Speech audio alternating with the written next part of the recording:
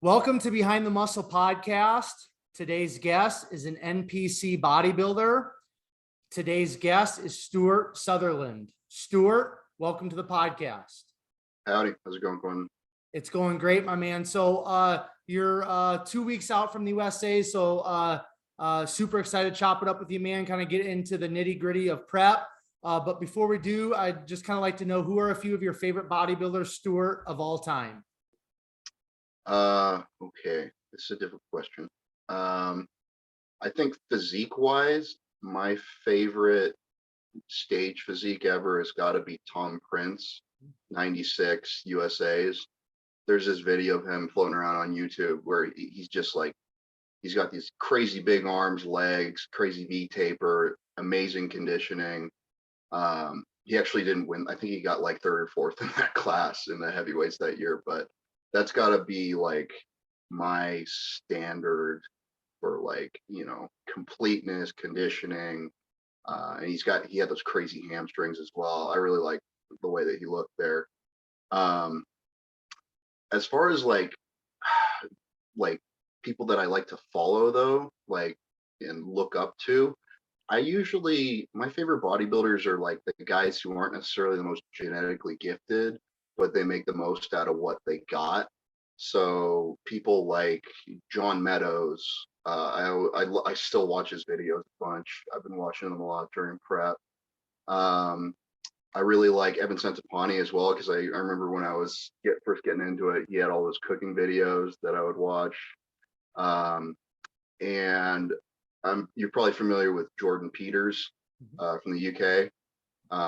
I've been a member of his forum for a long time. I'm not really active on there, but I like watching his videos. I like watching his training stuff, and I built a lot of my training style off of, you know, I've been training like him for 4 or 5 years now, with a couple of, you know, changes and stuff. But he was very helpful in, you know, teaching me how to lift weights, and finding a training method that works really well for me. That's you know, allowed me to progress a lot. So those are kind of my favorites. The guys who aren't necessarily blessed, but they work their asses off and they're successful as a result. So Cool. Are there any guys kind of currently competing in the IFBB that you kind of look up to or respect their physiques? Nowadays, I'm really excited for Martin Fitzwater to compete this year, actually, at the Texas, because he's a guy that I've always, like, he's the same age as me. I think he's 25. And you know, I'm obviously well behind him development wise, but like, I've always kind of had him as like a benchmark. Like, he's got like a lot of muscle, big body parts, small waist, and when he was at the North Americans, when he turned pro, he was peeled. And I know he's going to get in really good shape this year because he's on a mission right now. So I'm really looking forward to seeing what he looks like at Texas. I've been watching a lot of his videos leading into his show, with his prep, you know, with Branch and everybody. So I'm excited to see what he looks like this version. So Excellent, man. All right. So tell us, Stuart, at what age did you start lifting weights? And then why did you start lifting weights at that specific age?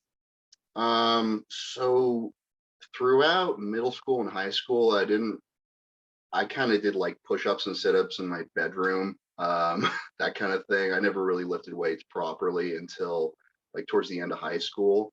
When I was younger, I played lacrosse for a long time. I was actually like a decent at lacrosse. I was pretty quick.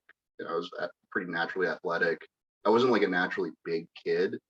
You know, I was probably like a $170 in high school and about 5'9". So after I was done with lacrosse, I needed some sort of physical outlet, something to, like, you know, do with my body. I don't like sitting still.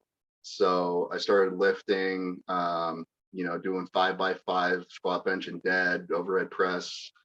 And then when I got into college, I partied for a little while, and then I realized I can't really train properly if I'm drinking 3 nights a week. So it just kind of snowballed from there. and I got more and more into training, you know, turned into 4, 5, 6 days a week. And um, there was actually a little stint in college. I wasn't like, I hadn't done a show yet or anything. It was my sophomore year, 2016. I was a cheerleader for a little bit actually. So I would like, you know, throw girls up and catch. I went to Oregon State University in Corvallis, and that was a lot of fun doing the stunting thing. But I eventually ended up quitting that because a lot of those guys get hurt. You know, they all have messed up shoulders, backs, you name it. Because you know the girls shake around and the weights don't. um, and then at the beginning of 2017, I started my first prep for my first show, which was the Emerald Cup. And I actually did Classic back in 2017 because I was originally just going to do men's physique because I didn't think I was big enough to do bodybuilding. And I was actually kind of more interested in that look back then. But you know, once I got on stage for the first time, I was like, man, I want to do bodybuilding. And I was already, I probably competed at like 180 back then, which was just a few pounds below the weight cap for my height. And I wasn't peeled by any means at my first show. I was like pretty lean, but like, you know, everyone's first show is kind of meh conditioning wise. But I was like, okay, I don't have that much more size that I could put on in this class. And my physique doesn't look good at that kind of weight. You know, some of these classic guys are just like crazy bubbly and round. They got crazy structures and they look twice as big as they actually weigh. That's not me. I gotta, you know, put a lot of muscle on, and that's what I've been doing for the last 5 years pretty much. So yeah, that was my first show. I took 2 years off after that first one, and then I did the Emerald Cup again in 2019. I got fourth in the heavyweights. I was about 213, 214 there, in pretty good condition. And then last year in 2021, I took another 2 years off, put on some more size. I competed about 222, and I won the overall there at the Emerald Cup. So that was my second show win. Actually, I did a show last year as well called the Vancouver Open. It was a smaller one up in the Northwest, and I won that as well. But yeah, that was kind of my first real success in the sport. It took quite a while, but finally won a show. So. Yeah. All right. So we're going to take a step back, kind of get into your childhood, and then we're going to kind of come back to where we just left off. Okay. So just share a little bit with us, Stuart. You mentioned lacrosse, you know, in high school, but first of all, where did you grow up? And then talk about maybe just your childhood a little bit more. Talk about the sports you played. Talk about maybe your parents' influence, any other positive influences, maybe in your life when you're younger, anything that kind of sticks out in mind in terms of childhood up to about high school, and then stop there. And then I've got some more questions for you at that point. Okay, so yeah, I grew up in Redmond, Washington, up in the Northwest. I went to school and I transferred over to a different school district in Bellevue because they had a program there called the Gifted Program. I was a pretty smart kid growing up, and I was in this program that was just, it was brutal. You know, like there was a culture. I was like, for one thing, I was like one of the only white kids in there. It was all like Asian kids and Indian kids. And, you know, their parents were like, you know, driving them really hard. And you know, a lot of academically really successful people. I was sharp enough to hang with them, but it was kind of at the bottom of the pack. And it was, high school wasn't fun as a result. You know, I got really depressed. It wasn't a pleasant experience by any means, but eventually I think, you know, when I started to get into lifting weights more, and after I was done with playing lacrosse, that definitely helped my state of mind. It helped my confidence, and because, you know, I wasn't the smartest kid in that group, So, you know, my self-esteem wasn't up there with a lot of those kids. And honestly, they were probably all in the same boat mentally. But, you know, I started to kind of separate away from the hyper academic side of things. And by the time I got to college, I definitely had a lot more confidence and stuff going into it. Lacrosse, you asked about sports. I mean, look, I played lacrosse for probably like 8, 10 years. It was a long time. I was decent at it, but I don't know. It never really lit a fire under my ass the way that bodybuilding does. Like I wasn't passionate about it to the point where like, you know, to get really good at that sport, like any sport, you have to put in the hours. You gotta, you know, you gotta go out on your own and practice shooting and passing and drills and all that stuff. And I just didn't have the drive to go and do that when I was that age. And it's not like I didn't know that I had to do that. You know, my dad is awesome, and he taught me from a very young age, like if you want something, you got to work really hard for it, and that's, you know, that's half the battle, just showing up, putting in the hours. And you know, I don't know, it didn't, like I said, it didn't light that fire under my ass the way that bodybuilding does. Um, and it was an interesting kind of culture because lacrosse is kind of full of let's say upper middle class white people, kind of snooty types. And there's a lot of sport parents in that world in a similar way that probably football has. And I wasn't really a huge fan of that. It was also a team sport, you know, so you're depending on other people, and um, it just didn't click for me. And when I eventually got into lifting weights and it got more and more serious, that really, you know, I don't know why, but I really wanted to get good at bodybuilding. And so that's, you know, it snowballed from there. So Any siblings or anything, or just an only child? yeah, I got an older sister. She's 2 years older than me. She lives in Denver right now. She's a nurse. Okay. Very, very different from me. She's a lot more outdoorsy, like skiing and hiking and stuff. I'm not very good at hiking nowadays, you can imagine. But yeah, she's off doing pretty good for herself right now. So Cool. Now, as we kind of wrap up, now you mentioned you were kind of in this,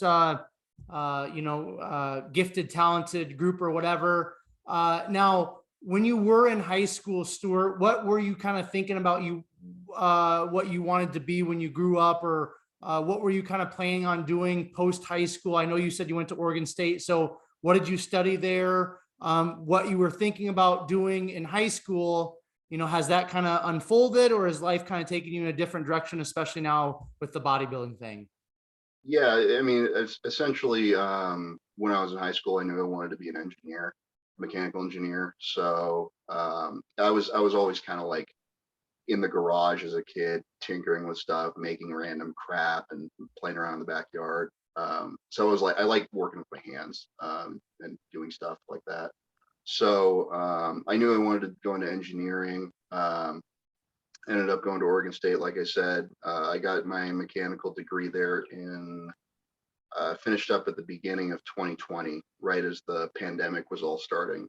So I came out, I graduated, finished up school, and I started working at a mechanical contractor, which is essentially a construction company.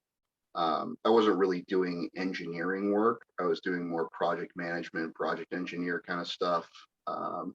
I was working on the Intel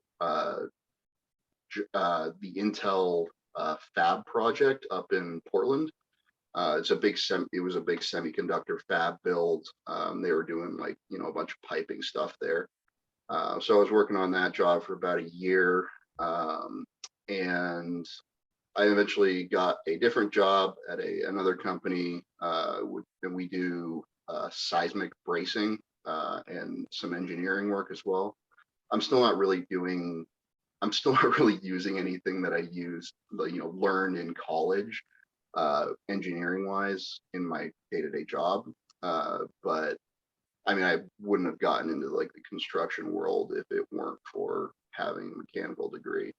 As far as like bodybuilding and making money off of that potentially. Like it crosses my mind every once in a while. I know people can make decent livings training people online, um, selling t-shirts or whatever.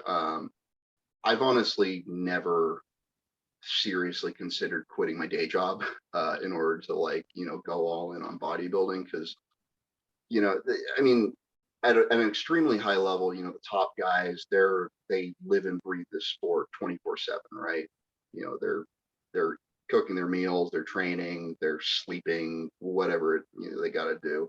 Um, I don't, at an amateur level, at least, I've been able to make pretty consistent progress over the years while working 50 hours a week.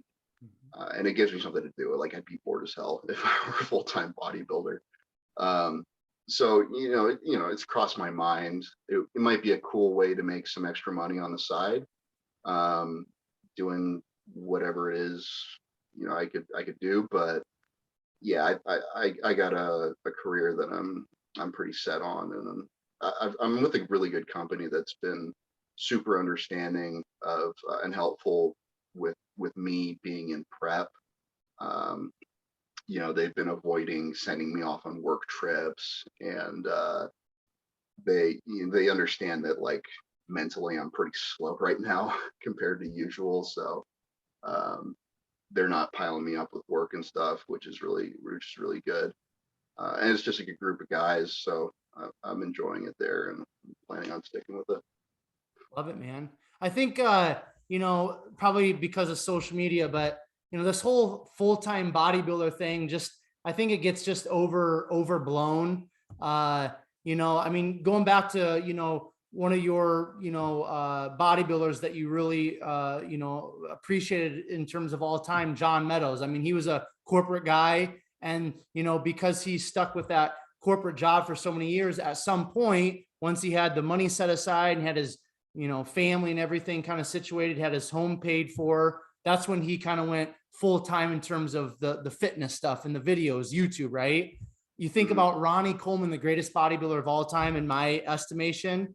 Agreed. I mean, I think the first 2, 3, if not 4 Olympias, he was a police officer. Steve Kuklo, I mean, an Olympian. I mean, he was a firefighter up until, I think, the last several years. You know what I mean? Like, the list goes on and on. I just think, nowadays people are like, oh man, full-time bodybuilding. I'm right with you. Like, I don't know how these guys do it. Like, I just, like, when I'm in prep and stuff, it's like, I want to be busy. I want things going on. I want my schedule to be able to be set up to where I can get my meals in when I get them in, get my training in when I want to get it in. But outside that, man, it's like, dude, like, I want to live life. I want to do stuff. I don't want to just sit around. So good for you, man. I think that's awesome. And like I said earlier, I've had a lot of the guys that are competing in the USA's coming up here in a couple of weeks on the podcast. And I mean, I think every single one of them, it might be personal training, but they've got full-time jobs. I know, one guy,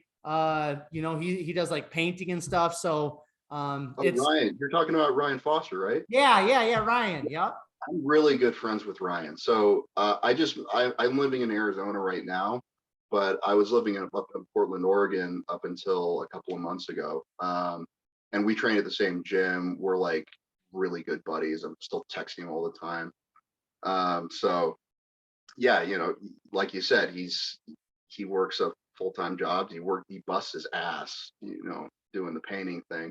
But he's also, I've been talking to him a little bit. He's kind of interested in getting more into like online training and personal training and stuff, because I'm a desk jockey. I do project management stuff, project engineering kind of stuff.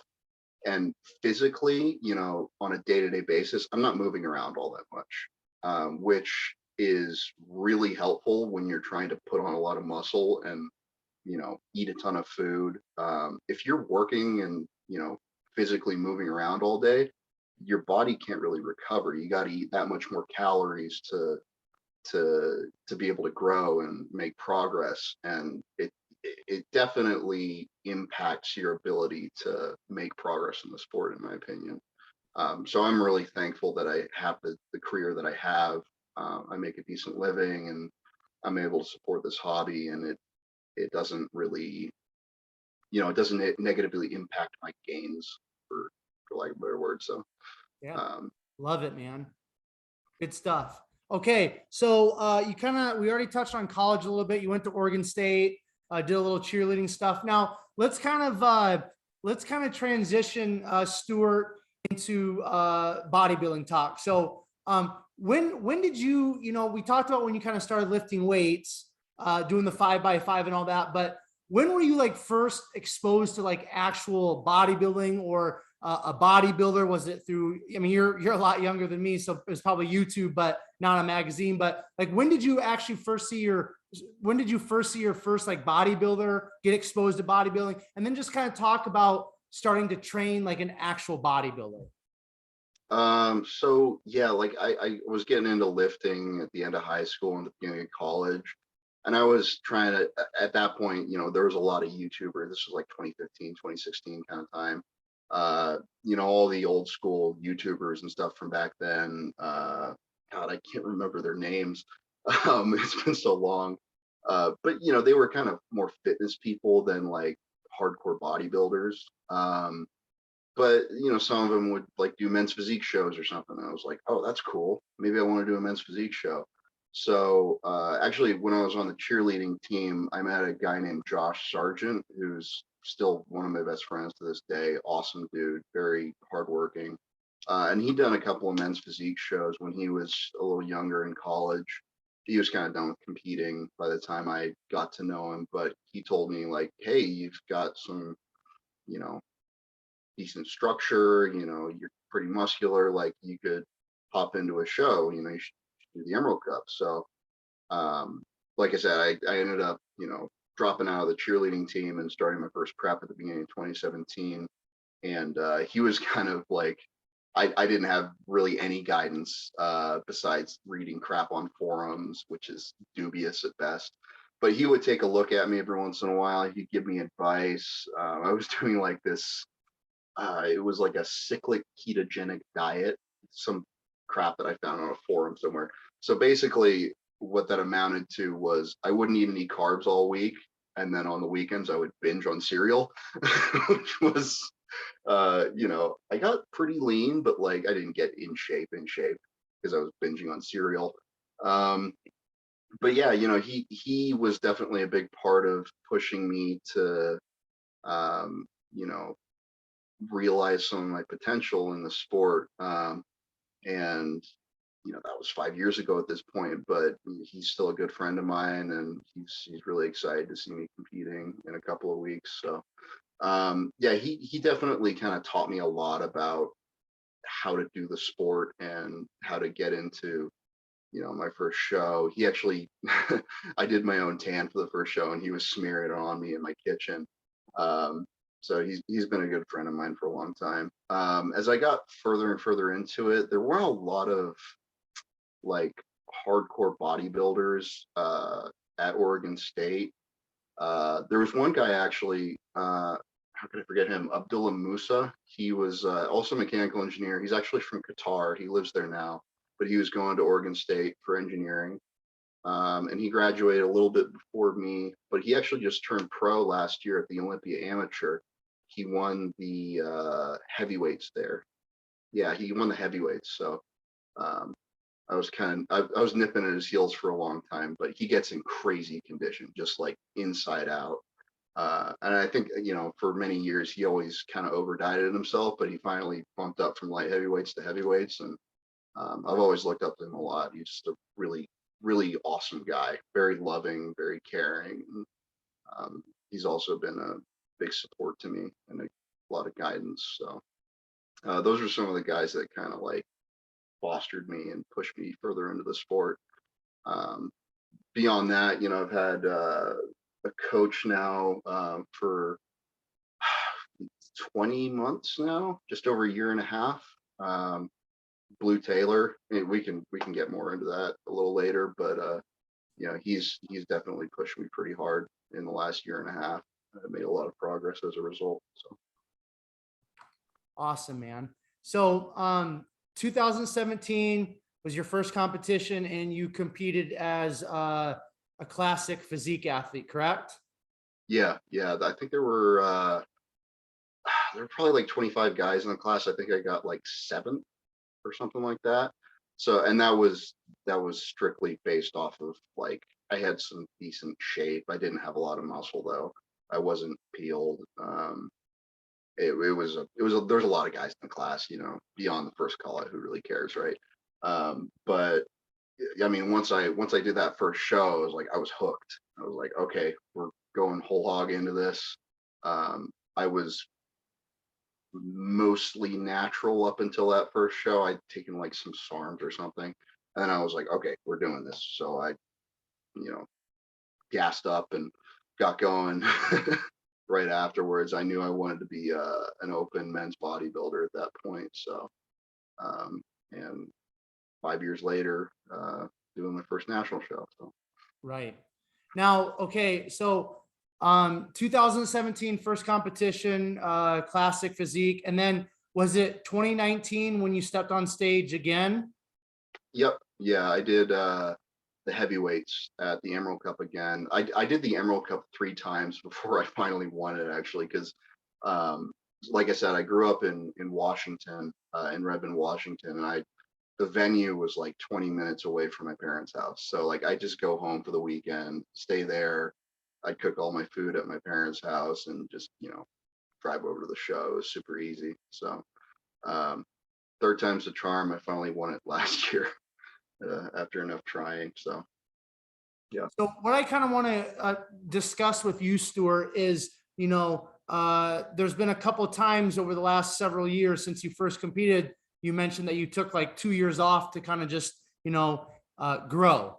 Yeah. And that's something that I think as I, spend time on Instagram and follow a lot of the IFBB pros and stuff, you're starting to see, and top NPC athletes, you're starting to see a lot more of these guys taking time off. Brett Wilkin comes to mind. Hunter Labrada comes to mind. I know one of the guys that's competing in the USA is in a couple weeks with you. He's taken like 3 years off just to grow. So what I want, Trey, right? What's that?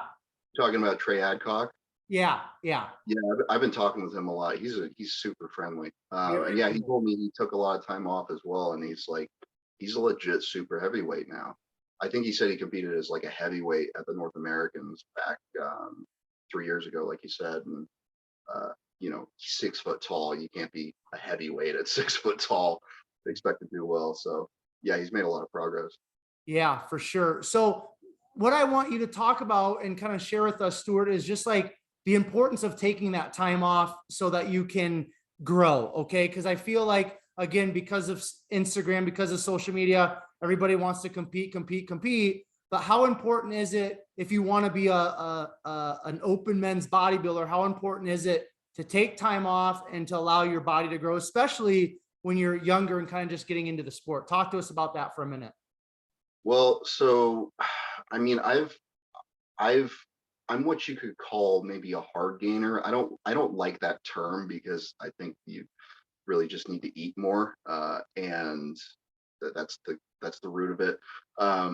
But I've always struggled to put on weight. I don't get fat easily, but I've really had to push food really hard in order to get my body weight up, and then hold it there for a while before that muscle kind of sticks to me and matures on me. So, between the 2017 show and the 2019 show, I got up to like 255, and then I dieted back down a bit, little mini cut, and then 260, little mini cut, and then I started prep, and then I got up to like 270 shortly after that, and then I finally got up to like, yeah, I think heaviest I got before the show last year was about 267, 270. And I tried to hold that weight for as long as I could, just force feeding like crazy. It's really unpleasant for me. But yeah, I think for me at least, other people are different. They put on weight easier, they get fatter easier, and they have to be a little more careful in the off season. I just need to jam food in and try and get as strong as I can. But like I mentioned before, I'm a fan of Jordan Peters and the way that he trains and the progressive overload kind of training style. That's worked really well for me for a while. I don't know if it always will. I don't expect to be, moving 1,000 pounds in a few years or anything, but um, progressing my lifts and getting stronger at things, the core movements like deadlift, Smith squat, some Smith presses, and progressing those movements while my body weight is going up has been pretty much a good formula for me so far to put on muscle. Um, and the underpinnings there have to be like a lot of food for me, decent amount of gear as well. Um, and as long as I'm getting stronger and my body weight's going up, I know I'm making progress. And then once I get up to like a new high body weight, like I got up this last off season, I got up to like 282, 283. I held that for a couple of months, right around 280-ish. And that really kind of cemented that new tissue on me. So, it hasn't just fallen off of me. That weight hasn't just disappeared when I started dieting. I think there's also a lot to be said for setting yourself up for a good prep. So like I said, I have to force a lot of food down in the off season because I've got a fast metabolism. But when it comes time to diet, I started this prep at like 275, and I cut my carbs from like 950 down to like 800, and I started dropping weight like clockwork. So that's still a ton of food. I was force feeding myself for easily half this prep. I'm starving now, of course, but setting yourself up and building up your metabolism to the point where you have a lot to cut away from when it comes time to diet. I'm 2 weeks out right now, and the lowest my carbs have gotten is like 250 on training days. They're like 150 on rest days, but like I'm doing half an hour cardio in the morning. That's it. And again, there's a genetic component to that. I've got a pretty quick metabolism, but I also put in months of work to build up my metabolism, so I have something to cut away from. And I know there's people working way harder than me right now. They're doing 2 hours of cardio. They're eating nothing in order to get in shape. And sometimes that's just what you got to do. But other times, maybe they didn't take their off season so seriously, and they were, not on a plan the whole time, and now they're kind of paying for it. And that will negatively impact your look on stage eventually. If you're like running to the ground cardio and eating nothing, you're probably going to look tired and worn out by the time you get to stage, because your body is just beat to hell. You had to do so much to get that fat off, if you even got it off. So I think, yeah, spending a long time in the off season, building up your metabolism, getting tissue and holding it for a while before you start dieting again has been really important for me, because I think it would have just fallen off of me if I tried to do things quicker. So yeah. Excellent, man. So Coach Blue Taylor, why don't you talk about what he's kind of brought to the table for you when you guys first connected? Did he change a lot of things? Why did you reach out to him? Why did you hire him as your coach? Just talk about that relationship. Talk about, again, just kind of what he's brought to the table for you as an athlete. I cannot say enough good things about Blue. He is extremely detail oriented, especially when you get to this part of the prep. I'm checking in with him like every single day at this point. I'm always communicating with him. So I started working with him before my prep for my show last year. So it was December of 2020 that I started with him. And he didn't like change my training all that much. He was like, you put on a lot of muscle doing this. Let's not rock the ship. He had me do a little more volume for arms. That was about it. But I was coming out of an off season where I was eating a decent amount of food again. And, for that first prep together, it was a little like we had some things to learn together, like that we've applied this year that are better now. But I started prep last year at about 250 and I got down to like 217. And I think I was kind of over dieted by the end.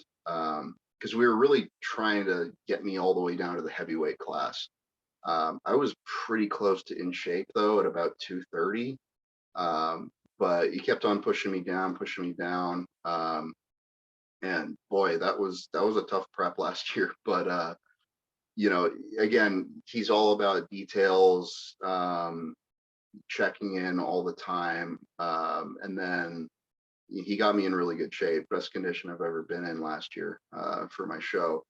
Um, my body was a little beat up and tired at that point. It was a 20-week prep, which was a little too much time for me because again, I got a fast metabolism. I can get in shape pretty quick when I need to.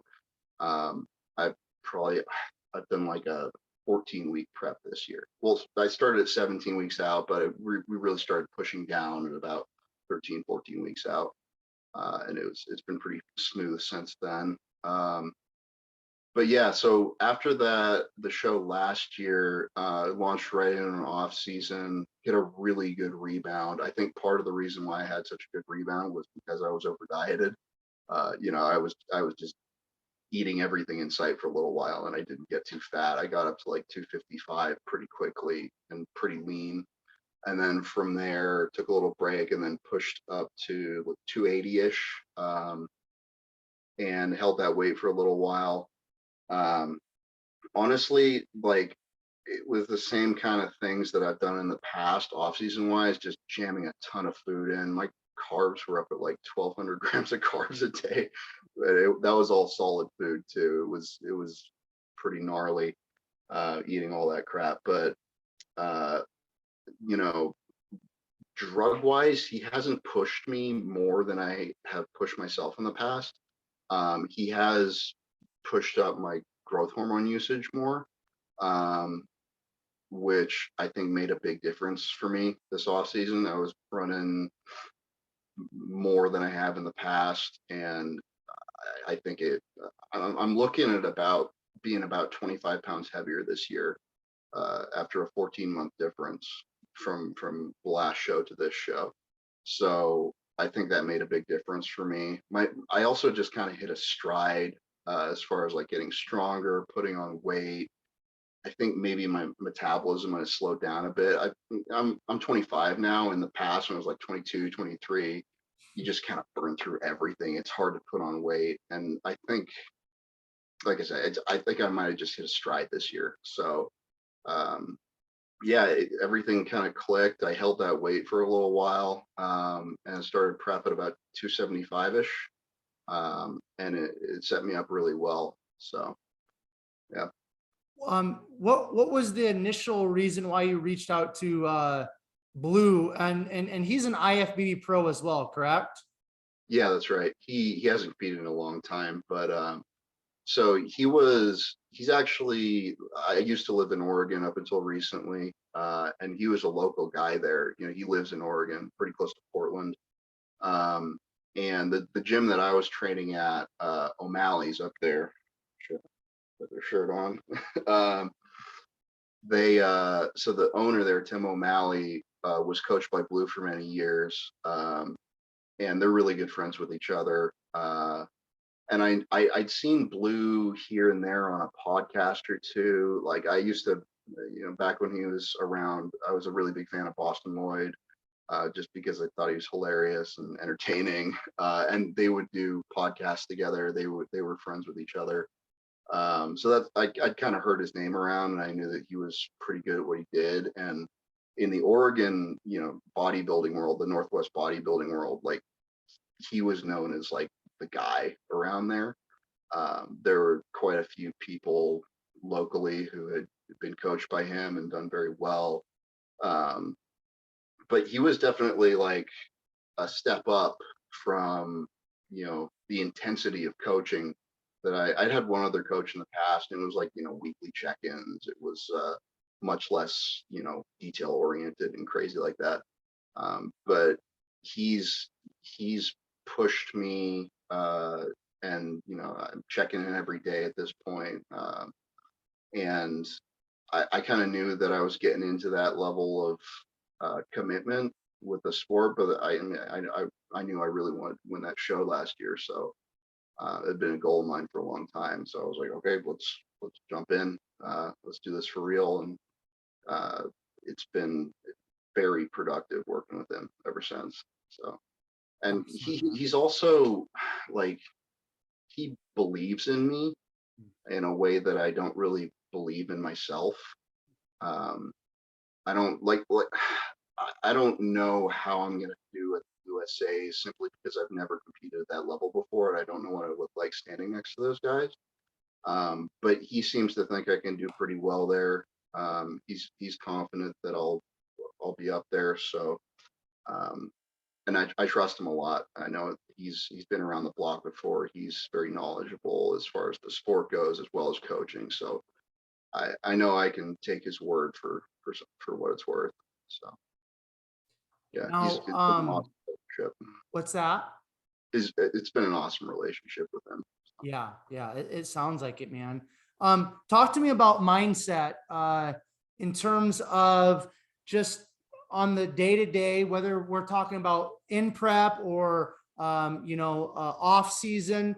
Where's your mind at, Stuart, in terms of just how you think, how you I don't want to say motivate yourself. I don't like that word, but how do you kind of just continue to keep yourself on the straight and narrow, keep yourself disciplined, keep yourself focused? Like, do you have like mantras? Do you have like a word for the year? Do you kind of have anything that you dwell on every day in terms of just kind of keeping your mind focused and locked in where you want to be and where you want to go as a bodybuilder and just as a human being, right? Because bodybuilding is not everything about Stuart. It's a part of your life. So talk about mindset, not just in prep, but just in life in general. Where do you hold your mind each day? You make a good point. Like bodybuilding is one part of my life. It's an important part of my life. It's really important. But as far as like how I stick to a plan year round and like stay disciplined and stuff, I honestly don't know what else I'd be doing with myself. I'm not like a naturally organized person. I'm pretty sharp, but like I'm not naturally disciplined. So this, the structure that this sport enforces on you, if you want to get good at it, having to eat 5 times a day, you got to train, you got to get to bed on time, you got to wake up on time. When you're in prep, you got to do your cardio, all that stuff. Um, that's been really valuable for me as far as like just keeping my life structured. I think I'd be a much less happy, organized, productive person if I didn't have this sport to like, you know, sort of arrange everything else around. Um, but at the same time, it's not the only thing that is going on in my life. I'm not a full-time bodybuilder. And I think, generally speaking, I think a lot of us kind of, competitors and stuff, we kind of take ourselves a little too seriously. Um, you know, there's a lot of hardcore talk about like being the best and, no excuses and blah, blah, blah, blah, blah. Like, I mean, at the end of the day, you go to the gym, you stick needles in yourself, you eat your food, like you're not saving the world. So like, don't take yourself so seriously. That's kind of the way that I look at this sport. And again, I'm not making a living off it. I'm not competing at the Olympia. There's levels to it, of course, and I understand that kind of mindset at the higher levels. Um, but I have a 9 to 5 job, and I do this in addition to that. It's not everything about me, although nowadays it kind of is because we're so close to the show now. There's not much else going on in my head, but yeah, I don't know. I think people tend to take themselves a little too serious in the sport, and I don't know. I try not to do that. It's just lifting weights at the end of the day, and it gets really hard. I know, we all know when we get close to a show, it gets real tough. But just keep on following the plan, keep on putting one foot in front of the other. And I've gotten this far, got 2 more weeks to go. Let's just finish this thing out. I'm almost in shape. So, yeah, I'm not feeling super motivated right now because I'm so tired, but you just keep on doing as you're told from your coach and trust that that will work. And I trust that it'll work. So, I don't have to think. Blue's doing all that for me. And we'll see what happens in a couple of weeks, but yeah, I trust that he'll get me where I need to be. So speaking on the USA's here in 2 weeks, do you have a personal goal for yourself in terms of first call outs, a placing? And then I would like you just to kind of share with us what's you're 25, you're a very young individual, a lot of life, God willing, ahead, but how far would you like to take this bodybuilding thing in terms of competing? So talk about USA's, what's your personal goal? And then how far do you want to take the bodybuilding thing as we go into the future? As far as the USA's go, again, I just don't know how I'm going to line up against these guys. I don't have any of that perspective yet. Local shows are very different from national shows. I know that. So placing expectations on myself is kind of difficult, but I have a standard that I hold myself to as far as conditioning that I'm not going to compromise on. I have a lot of respect for people who get really big and then get really conditioned, because those are like the 2 hard things in the sport.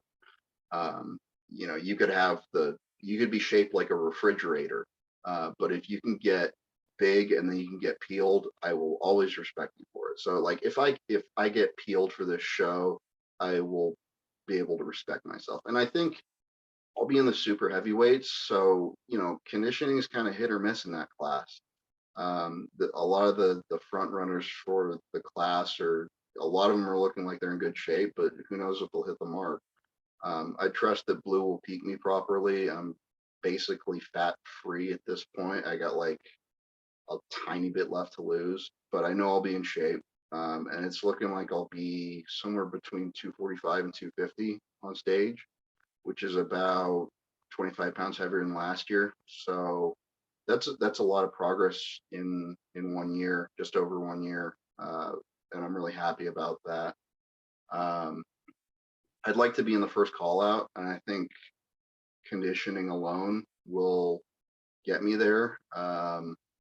Because again, like the conditioning in the super heavies is kind of hit or miss sometimes. Although the caliber of the shows is definitely getting better in the last little bit here since we saw it nationals. But yeah, I'd like to be in the first call out for sure. So And then I'm not sure how many. Do you know how many people are actually going to be in that class? I know some of the guys, like the front runners.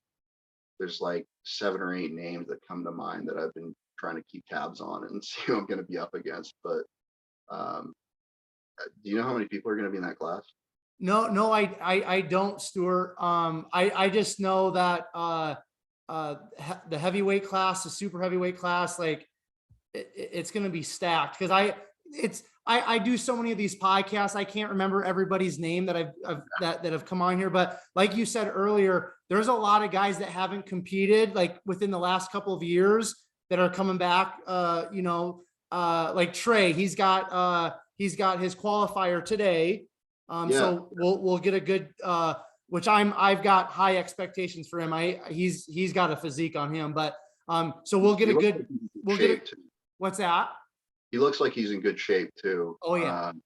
He gets in good condition. He's got a good behind him. So yeah. So we'll with Trey, he's competing today, so we'll get a good look at him in terms of his qualifier. But there's I can't remember his name off the top of my head, forgive me, but on Instagram I think it's Raging Silverback or something like that. It's Hester. Yeah. Yeah. He hasn't competed for a while, and I mean he's got a pro caliber physique on him. I think he's going to be in the supers, right? He will be. Yeah. If he needs to qualify as well. I think he's competing this weekend. I think Trey might have told me that that he's competing this weekend because he has to get qualified for the USA's. Yeah, freaky, bubbly, crazy looking. If he's in shape, we're all fucked. Like if he's peeled, like we're all gonna get our asses kicked. But I've never seen him peel before. So, I mean, we'll see. We'll see. And, hopefully I can, if he is doing that qualifier today, the local show will see what he looks like at 2 weeks out. So I'm definitely like in, scope out the competition mode right now. So, yeah, I mean, whatever happens, I know that it will have been a very productive year for me. Um, I know I'm going to be in good shape. I'll put on 20 to 25 pounds. So, but to finish up your question as far as like how far I want to take it. I'm 25 now. 5-year plan. I want to have like, I'm about 5'8". So if you look at professionals at about that height, they compete between 250 and 260. So if I'm 245 to 250, right, at this show, that probably means I have about 10 more pounds of muscle that I need to put on in my entire career. And I think I could probably do that before the time I'm 30. And then by the time I'm 30, it's not easy putting on those couple of pounds once you're already to this point, right? You gotta push food, and you gotta push training, you gotta push drugs. Like, let's be honest. But you don't want to do that forever. And if I can put on the muscle that I need to, or like 98% of it to be, pro sized in the next couple of years, then I can back off, all the more unhealthy stuff that we have to do. And it's a lot easier to maintain muscle than it is to build it in the first place. Right. So, I'm always going to keep on eating and training, but like if I could spend half the year cruising basically and not, pedal the metal, pushing the drugs hard and all that crap, I think that will improve my longevity in the sport, and I'll probably just feel better all the time. Because like I've been pushing pretty hard for the last year and a half. My blood work's decent. It's not perfect, but it's decent. But I definitely need to take a step back after this show and, take a little bit of time off, just mentally and physically, give my body a bit of a break. But I mean, super long term, I fully intend to be retired by the time I'm late 30s or 40. Because if you look at the guys who are passing away young, they're all still big and they're in their 40s. So like that still gives me 15 years of competing potentially and being a bodybuilder, which is a long time. If I can get up to like a pro size in the next few years and maybe become a professional, that's a long time to compete, and hopefully I can do what I want to do in that time frame. But yeah, by the time I'm 40, I'm going to be done with this. I fully intend to be, 200 pounds and going for backpacking trips. There's a lot of things that you can't do when you're just a super heavyweight or a professional bodybuilder. You can't. You always got to be on a plan. It's hard to take vacations. You can't go for hikes, not without getting gassed and winded. Like, there's a lot of things that I eventually want to do. I want to be able to travel and enjoy my life a little bit more. But the time for that will come, and hopefully I'll be able to. I'll have slain my dragons by the time I'm old enough to want to do that, and I'll be able to hang up the sport happy with what I've done in it. So I've been lucky so far. I haven't had any major injuries like tears, anything like that. I attribute a lot of that to I do train pretty heavy and pretty intensely, but I lift with a lot of control, and I was taught from early on how to squat properly and deadlift properly and do it safely, and I think that there's a lot to be said for that, as far as like staying healthy. So hopefully, I don't blow anything up in the next little bit here. You just got 2 weeks left to go, but yeah, that's kind of like how I look at it long term. I fully intend to be done with it by the time I'm 40. So. Excellent, man. Going back just a minute ago, I want to make sure I bring up somebody else's name. I know he'll be peeled to the bone. Cole Eastfold. Are you familiar with him? Oh, yeah. Yeah, he won junior nats last year. Yeah, he gets inside out. He's got to be one of the older guys in the class, I think.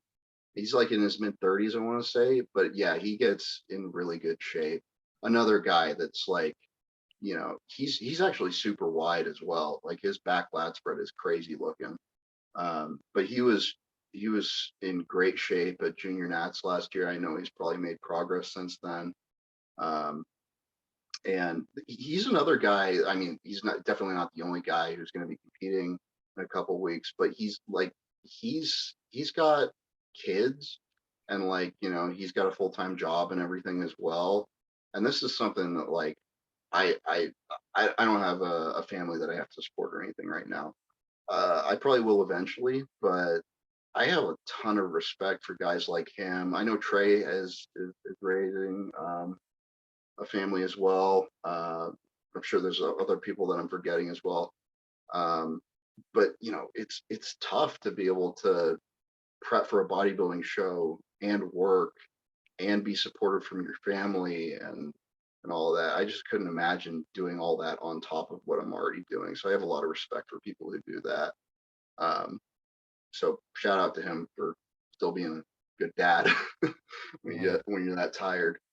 So yeah, he's been on the podcast and just very humble, hardworking. He's from Minnesota. I'm in Iowa. Minnesota's obviously a state up, but just a good old Midwest dude that's taking care of his family, working a full-time job, like you said, and bodybuilding. And, he's got Matt Jansen in his corner. So that's is about as good as it gets in terms of coaching. So Stuart, we're going to start kind of wrapping things up. We've been going for about an hour, man. I know you're 2 weeks out, so I want to be respectful of your time. Now, I want to bring this up. This is something that we don't talk a whole lot about on this podcast, but you've brought it up and alluded to it a few times. So, and because of your age, I also want to just get your thoughts on it. But just the drug use within bodybuilding, right? And you don't need to get into any specifics or details. We'll save that for other podcasts. But in terms of being your age, right? And then, you said at one point, you're like, okay, I'm going full blast, right? Like when you said, I'm going to do this bodybuilding thing, just talk to some of the younger people out there in terms of what they need to think about if they are going to go the enhancement route in terms of bodybuilding. What are some things, pros, cons? What are some things that you had to think about or you didn't think about that maybe you wish you would have thought about? Maybe some things that you've learned.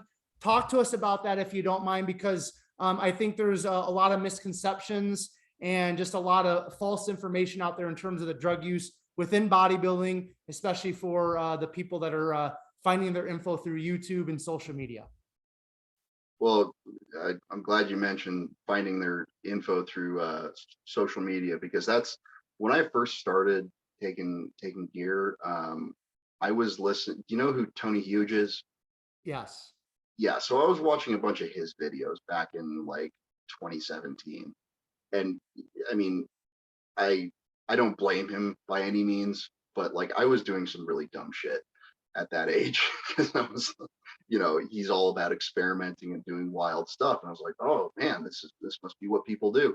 So I was on a lot of shit way too early, and don't need to get into the details of it, but after about 6 months of that, luckily I didn't do any serious damage to myself, but I kind of needed to take a step back and was like, okay, you can't use drugs as a way to cover up mistakes. Because I was like cheating on my diet. I was training hard. I've always trained hard, but like it was a train wreck, honestly. And I didn't get anything near what I could have gotten out of much lower doses had I been on top of my stuff everywhere else. So at the beginning of 2018, I was like, okay, back to the drawing board. I need to just like take a long off season. And that's when I started pushing my body weight up. I was taking significantly less drugs as well. Um, and, I was focused on getting stronger and pounding food and, getting big. And I wasn't relying on the drugs to do that for me. I mean, they were there. They've kind of gradually crept up over the years, but I think what I'm doing right now, I'm actually taking less stuff than I was last year, last prep, which is nice. I feel much better as a result.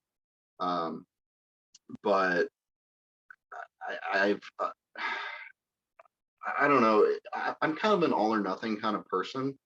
So when I decided I wanted to go the enhanced bodybuilding route, I knew I wanted to be like a professional size bodybuilder. I wanted to get freaky big.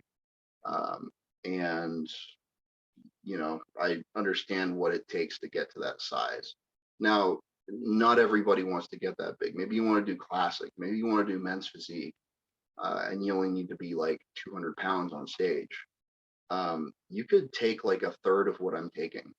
And, if you're really on point with everything else, your food and your training, you train your ass off and everything, you could get to that size realistically, and be competitive in those classes. More muscle requires more enhancement, generally speaking. But dude, sometimes like you hear, I'll talk to some guys who like compete in classic or men's physique, and they're like, 50 pounds lighter than me and not even in shape at their shows. And they're like running the same kind of crap that I am. And I'm like, seriously? And then I see them train and they're just like screwing around. They don't train hard. God knows what they're eating. But this is something that Dusty Handshaw says all the time. I listen to some of his podcasts. He's also like pretty well known around here because he used to train at the Muscle Factory, which is the gym that I train at now. Anyways, one of his mantras is drugs cover mistakes. And that's what I did when I first started. And that is the wrong way to go about it, because you're basically trading your health for more latitude to fuck around. And if you're really interested in living a lifestyle, eating, sleeping, training, and the stuff that's, in my opinion, fun, because like taking more gear, like it sucks oftentimes. You get more side effects, you feel worse, you're bloated, you get stronger, that's fun, but like, I mean, it's not the answer. If you can be competitive in those smaller classes with less gear, try it. You listen to like what some of like Chris Bumstead, for example, obviously a very genetically gifted guy, but like he doesn't run hardly anything. And muscularity wise, he's 230 on stage, so he's about a heavyweight bodybuilder kind of size. He's taller, but I mean, he probably runs less than a gram of gear going into a show, and he's got all these other health effects that he's got to worry about himself. But like, maybe you could get away with that if you're doing one of the smaller classes. Men's open bodybuilding is always going to be men's open bodybuilding, and it takes a certain amount of chemical warfare to get to that level, depending on how easily you put on muscle. Some people need more, some people need less, but like I said, like this year I'm taking less gear. I feel better. The prep has gone smoother, and I'm pretty pleased with the way I'm looking right now. So it's possible to do more with less. So keep that in mind, I guess. Yeah. Great advice, man. Okay. We're going to wrap up here with just a couple more fun or lighthearted questions. The first one I got for you, Stuart, do you have a few gym pet peeves that you wouldn't mind sharing with us? Oh, I'm glad you asked. So I mentioned I used to train at O'Malley's up in Oregon. Tim, the owner there, is awesome, and he has created a super cool, like hardcore bodybuilding gym that you really don't see much in the Northwest. Um, but and I missed that place so much since I moved down to Arizona. But the gym I'm training at now, the Muscle Factory, the owner there is awesome. Lance, and the manager Connor is also awesome. But oh my God, there are so many kids in there, like influencer types, everyone's got a tripod. They're all filming themselves. They're all wearing the latest gym outfits. Like what I've noticed is there's an inverse correlation between how much muscle you have and how big your camera is. So the bigger the camera, the less muscle you have, generally speaking. So yeah, I mean, that stuff, I understand that they're playing a different game for me. They're interested in promoting themselves and maybe making a living off social media. I just have like no interest in that whatsoever. I'm more into like, I want respect from serious hardcore bodybuilders, not Instagram followers. So that's my interests. I can't bash it too hard just because they're playing a different game. But yeah, it's kind of funny to watch sometimes. Um, Besides the usual, like put your damn weights away, not much besides that. Um, there are a couple of good competitors down here. Tommy Styles, I haven't sat down and talked to him properly yet, but he has his own podcast actually, and I think Dusty Hanshaw coaches him, but he trains out at the same gym as me. Um, there's a couple of other guys. Dylan McCartney, I think he's doing the super heavyweights at the USA as well. I haven't sat down and talked to him either.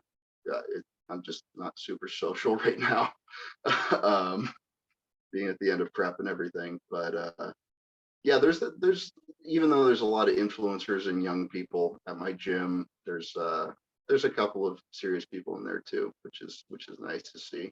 You just need your little group of people, and you'll get on fine. So Yeah, Tommy's actually been a guest on the podcast. Super cool guy. So really, okay, yeah, yeah, really down in enjoyed my talk with him. yeah, he seems like a pretty sharp guy. Like I said, I just haven't. I'm, I'm using it as an excuse, but I'm really tired. I don't want to talk to anybody right now. So yeah, I'll sit down I at get it, some man. point. Yeah. Go. We'll hit one of those all you can eat sushi places around here, and after the show, and chop it up. All right. Another just kind of not necessarily off topic question, but it kind of ties into what you just said in terms of the couple of great gyms that you've trained at. What do you feel like makes a gym great, or, a gym that is, an environment that you want to be a part of? What makes a gym great, or a culture environment great in terms of what you kind of like, Stuart? Um, Honestly, I think a lot of it comes down to the culture and the tone that's set by the owner, or like whoever's managing the place. Um, like I mentioned, Tim O'Malley up in Oregon, he has built a mecca up there that, just wouldn't exist without him, because he's been competing for like 20 years, 15, 20 years. And he loves seeing younger guys like me or like Ryan, try and succeed and get to a high level in the sport. And he's just like, he brings his energy that, he's done competing himself, but he still loves to see us getting after it and stuff like that. And Lance and Connor down here at the Muscle Factory, I see Connor all the time. He's like the friendliest dude, and he's been like pushing me through this prep and talking to me and stuff. Um, and again, you just need a couple of like serious hardcore people around you to like help push you through workouts and chat with them and stuff. But yeah, I think there's a lot to be said for just like the tone that's set by the owner. Um, there's another awesome gym that I used to train at down in Corvallis, Oregon when I was in college, called Downings, and the owner was Pete. He's a old school powerlifter guy, and there was a whole crew of powerlifters in there that every once in a while I go in and squat with them, and like, you know, everybody was moving different weights. It was all, we were all over the place, but like we were all training our asses off, and we were all pushing each other and screaming at each other, and it was a ton of fun. So yeah, just having a group of people, whether it's the owner or people who train there who set the tone, um, and you know, want people to get after it. I think that's the most important thing. The equipment is almost, you know, typically if you got a good gym owner, he's going to know his equipment and he's going to get good pieces. Like the Muscle Factory down here has really good stuff, a lot of good pieces that, you know, things that you wouldn't find other places. The pendulum squat, there's an Atlantis pendulum squat that's been my bread and butter throughout this whole prep, that I've just been abusing the hell out of, and I love it. But yeah, I mean, that tends to come with a good owner. They'll get you good stuff. All right, last question I got for you, man. Then we're gonna wrap it up here. Once the USAs are over, what's kind of the food that you're gonna go after, man? When you can eat off plans, so to speak. What are you craving? What are you gonna eat right away? Well, I'm kind of craving everything right now, but I think there was I did, like I said, I did the Emerald Cup 3 times, and there was this IHOP that was like 10 minutes away from that place. And every time I did that show, I went directly to that IHOP afterwards. So I might just go to IHOP right after the USA's, just out of tradition. Um, I don't really want to go eat sushi because I've been doing these sushi refeeds like my whole prep, so I'm kind of sick of that at this point. Um, so yeah, I'll probably get a pile of pancakes, and then I really want like a greasy Subway sandwich, you know, just like some toasted, uh, yeah, some sort of a Meatball? sub. No, not a meatball, like pastrami with provolone or something like that. I don't know, just a grease ball that'll put me to sleep.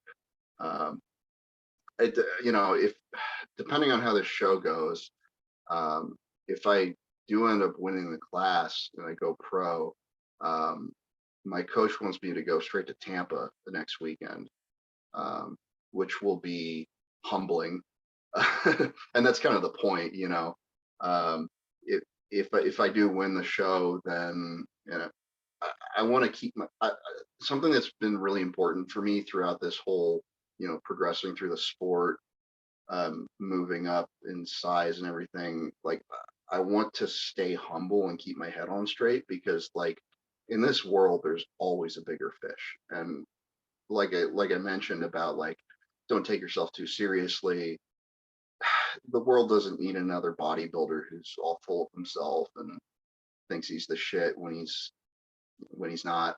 So I think that would be a good experience for me. If I become Mr. USA, oh, that's cool, right? Go next weekend and get your ass kicked. They'll keep you humble. So, um, I mean, I can't go too wild if I end up winning. Unfortunately, I got to keep it together for one more week. But after that, all bets are off. Yeah, there's a lot of all you can eat sushi places down here in Phoenix, and I fully intend to put them out of business. So Love it, man. Love it. All right. So Stuart, first of all, my man, I know you're 2 weeks out, you know, deep into prep. So thank you for taking some time, over an hour, to just kind of share your story, chop it up with all of us. Before I do the outro, if you have any final thoughts, any final words, if you have any shout outs, anything that you want to kind of leave with all of us in closing, go ahead. The platform's yours. And then when you finish up, I'll do the outro and we'll close it out then. Okay. I don't have anything clever to say, but oh yeah, well actually I got one rule, right? I told you I take pride in conditioning. It's very important to me. The late Boston Lloyd had a catchphrase, no soggy glutes. And that's kind of, I guess that's kind of been my mantra throughout this whole prep. You know, I don't want to be another super heavyweight that spilled over because he tried to carb up too much or wasn't in shape because he didn't want to get too small. I want to hold myself to that standard, and you know, have nasty striated glutes and be inside out. So yeah, leave it at that. Perfect. If people want to follow along, if people want to connect with you, if people want to reach out to you, where's the best place that people can connect with you, Stuart? I have an Instagram account called beef_stew_97. I don't know, maybe you could drop that in your YouTube video bio or link or whatever. Besides that, though, that's about the only social media I have. I don't put a ton of effort into it because I'm just too tired to care at this point. But yeah, I'm really looking forward to the show and looking forward to get this thing over with. So Yep. Yeah, man. And whatever happens, a lot of the guys that I've had on that are going to be competing at USA's, you know, I want to try to get you guys back on, you know, within a week or two after the USA's, if we can make that happen, just to kind of get your thoughts. I did that. I had some pre-show interviews with athletes for nationals and then post-show. And I think that really went over well because there's just not a lot of platforms for you NPC bodybuilders in terms of going into the USA's and nationals and North Americans to share your story and get your thoughts out there. So I kind of like to take that mantle and run with it. So if you be down with maybe coming on after USA's at some point, man, we'll catch up with you again. But thank you so much, Stuart. Your Instagram will be in the show notes. So all of you who are tuning into this episode of Behind the Muscle podcast, if you want to connect with Stuart, whatever platform you're listening to, watching this on, you can just go down into the show notes and you can find Stuart's Instagram and you can find Behind the Muscle podcast Instagram. Thank you to everyone for tuning into another episode of Behind the Muscle podcast. I appreciate all of you. You know, I'm so thankful. I'm so grateful for all of you because if it wasn't for you, the podcast wouldn't exist. And I know these athletes, these coaches that come onto the podcast, you know, they really appreciate all of you tuning in, listening, connecting with them through their Instagram. So a couple of quick things here as we wrap up this conversation with Stuart. If you haven't done so already, make sure you hit that subscribe button on YouTube. Super important because I release all these episodes first on YouTube and then I'll distribute them to iTunes, Castbox, and the other podcast platforms. One other favor, please share this specific episode of Stuart of Behind the Muscle podcast on your Instagram stories. Tag Stuart, tag Behind the Muscle so that we know that you listened specifically to this episode and found great value in it, in which I know you did. And then finally, I will leave you all with this. Remember, behind the muscle, there's always a story. We'll catch you guys later.